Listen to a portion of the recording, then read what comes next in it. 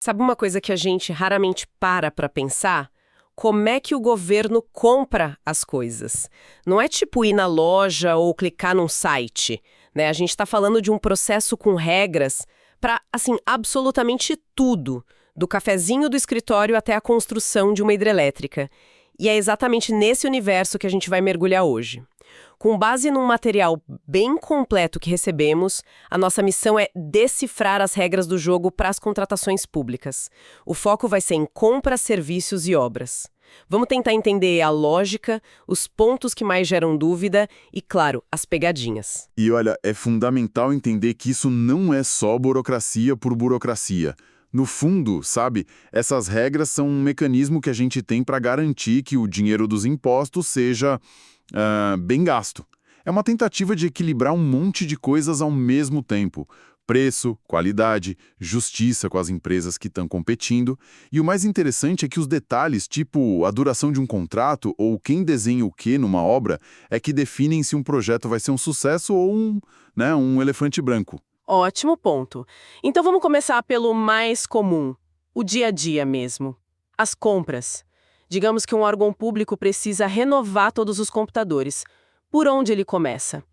A gente vê aqui no material 2 documentos com nomes bem técnicos: termo de referência e estudo técnico preliminar. Exato.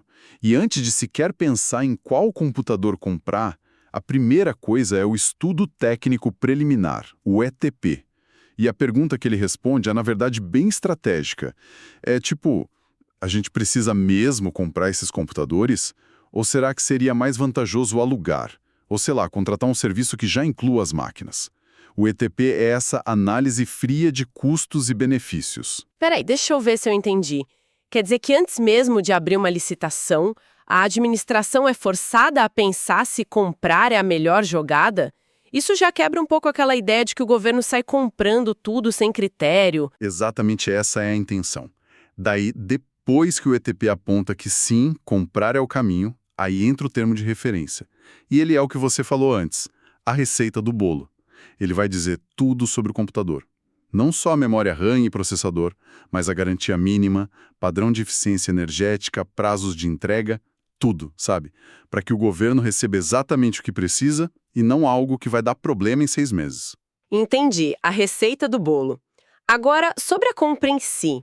Se a necessidade de, sei lá, 1.000 computadores, a lógica de mercado seria compre tudo de uma vez para ter desconto. Mas as fontes aqui dizem que a regra geral é o contrário. O parcelamento. Por quê? Parece contraintuitivo. Parece, mas a lógica aqui não é só financeira. É também de desenvolvimento econômico, de competitividade. Pensa bem, se o governo licita 1.000 computadores de uma vez, só os gigantes do setor conseguem competir. Mas se ele divide em 10 lotes de 100 computadores, uma pequena empresa de montagem local pode ter a chance de vender para o governo. O objetivo é ampliar o leque de fornecedores, sabe? Fomentar a economia local e, com mais gente na disputa, talvez até conseguir preços melhores. Ah, então é uma troca. Abre-se mão de um possível desconto por volume para ganhar em diversidade e fortalecer empresas menores. É uma decisão estratégica. Mas e se o desconto for muito grande? Tipo, irrecusável? Aí a gente entra nas exceções. A regra é parcelar, mas não é uma regra cega, né? Se a equipe técnica comprovar com números que comprar todo de uma vez gera uma economia de escala tão grande que seria um desperdício de dinheiro público fazer diferente, aí a compra única é permitida e justificada. Ou, claro, se tiver alguma inviabilidade técnica. O importante é que a decisão, seja qual for, precisa ser muito bem fundamentada. Não pode ser um achismo. Falando em detalhes polêmicos, vamos para a questão das marcas. A gente sabe que, em geral, não se pode pedir um computador da marca X. Mas e as exceções? Quando que isso é permitido? A regra de ouro é a impessoalidade. Então, nada de direcionar. Mas tem situações lógicas em que isso é necessário. A primeira é a padronização. Imagina que a polícia já usa um sistema de rádio de uma marca específica. Para garantir a comunicação, os novos rádios têm que ser da mesma marca. Claro. Mundo para aquilo. Fornecedor exclusivo. Ok, essas fazem sentido. Mas uma coisa que me surpreendeu de verdade foi o contrário. Não pedir uma marca, mas proibir uma marca específica. Quer dizer que o governo pode chegar e dizer, pode ser qualquer marca, menos aquela ali. Pode. E é um mecanismo de defesa muito inteligente. Pensa nisso como um cadastro de desempenho de produtos. Se a administração comprou no passado um lote de cadeiras da marca Y e elas quebraram em 6 meses com laudo e tudo, ela pode, na próxima licitação de cadeiras, proibir que a marca Y seja ofertada. É a forma que o sistema tem de dizer não vamos cometer o mesmo erro 2 vezes. É uma proteção para o dinheiro público. Nossa, isso é poderoso. É quase um sistema de avaliação de produtos em larga escala. Ok, comprar produtos como cadeiras e computadores é uma coisa. Mas e quando o governo não está comprando algo pronto, mas sim algo que precisa ser construído do zero? Uma ponte, um hospital?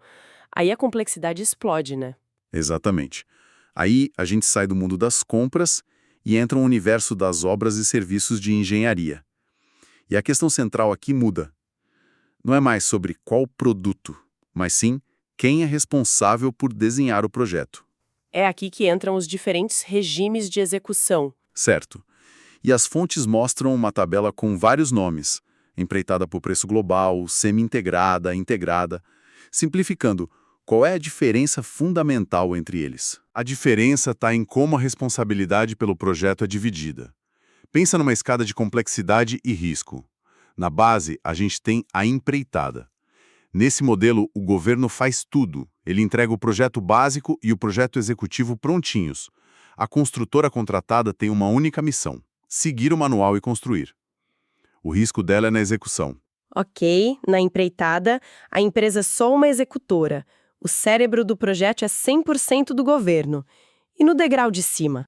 No degrau de cima, a gente tem a contratação semi-integrada. Aqui a responsabilidade é compartilhada.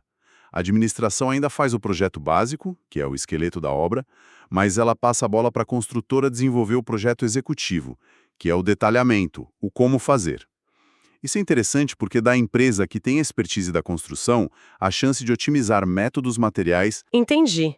O governo diz o quê e a empresa detalha o como. E no topo da escada, qual é o máximo de responsabilidade? No topo, para as obras mais complexas, tipo um metrô, temos a contratação integrada. Aqui, a transferência de responsabilidade é quase total. O governo entra com um anteprojeto, que é pouco mais que uma ideia. A partir daí, a empresa que vence a licitação tem que fazer tudo. Ela desenvolve o projeto básico, depois o projeto executivo e, finalmente, constrói a obra. Uau! Então o governo está basicamente dizendo, eu tenho este problema gigantesco, me apresente o projeto completo e construa. O risco para a empresa é imenso. Imenso. Mas o potencial de inovação também é. É um modelo que busca a expertise do setor privado. E é aqui que mora a pegadinha mais clássica de todas: confundir a semi-integrada com a integrada. Muitas questões de prova tentam afirmar que na semi-integrada a empresa faz o projeto básico. Quando na verdade, na semi-integrada, o básico ainda é do governo. A empresa só faz o executivo. Entendi. A divisão de quem faz o quê é a chave de tudo. É a chave. Se a pessoa sabe quem é o pai de cada projeto em cada regime, ela resolve 90% das questões sobre o tema. Certo. Então o hospital foi projetado, construído, mas ele não funciona sozinho. Precisa de limpeza, segurança, manutenção. São serviços contínuos que não acabam. E as fontes que a gente analisou chamam esse tema de a joia da coroa das provas. Principalmente por causa da duração dos contratos, sem dúvida. Porque aqui a lei precisa resolver um dilema, né? Como garantir a continuidade de um serviço essencial sem ficar amarrado para sempre a uma empresa, o que mataria a competição? Para serviços comuns, como limpeza, vigilância, a regra geral é um contrato inicial de até 5 anos, que pode ser prorrogado até um limite máximo de 10 anos. Depois de 10 anos, em tese, nova licitação. 10 anos. Parece um prazo razoável, mas o material destaca uma exceção que muda o jogo completamente. Muda mesmo. Existe uma situação especial. É para serviços que exigem que a empresa faça um investimento inicial altíssimo. Imagina um serviço de data center para o governo, que exige construir um prédio, comprar servidores caríssimos. São investimentos que a empresa só consegue pagar ao longo de muitos anos. Não dá para recuperar esse dinheiro num contrato de 5 ou 10 anos. Exatamente. Para viabilizar esse tipo de projeto, a lei permite que o contrato, nesses casos específicos, possa ser estendido por até 35 anos? É mais tempo do que muita gente leva para pagar um financiamento imobiliário. A diferença de 10 para 35 é brutal. É brutal e por isso é tão explorado. É uma decisão de Estado na prática. O governo está firmando uma parceria de longo prazo. Ele diz ao mercado: preciso de algo tão grande que você vai ter que construir um negócio em torno disso. Em troca do seu risco, eu te dou a segurança de décadas de receita. É um instrumento poderoso para viabilizar grandes projetos. E dentro desses serviços, principalmente os que usam muita gente, como limpeza, tem uma proteção importante para os trabalhadores, certo? Sim, um mecanismo fundamental. Se a empresa terceirizada por algum motivo deixa de pagar o salário dos funcionários, a administração pública pode intervir. Ela pode pagar os funcionários diretamente, com o dinheiro que iria para a fatura da empresa, e depois desconta esse valor. É uma salvaguarda para garantir que a parte mais frágil, o trabalhador, não seja prejudicada. Isso dá uma segurança enorme para quem está na ponta. Ok, acho que cobrimos os pontos principais. Para amarrar tudo isso, vamos analisar umas situações práticas, cenários que apareceram em avaliações e que testam justamente esses detalhes. Ótima ideia. Vamos ver um primeiro tipo certo ou errado. A afirmação é: no regime de contratação integrada, é obrigatório que a administração pública elabore e forneça o projeto básico completo junto com o edital.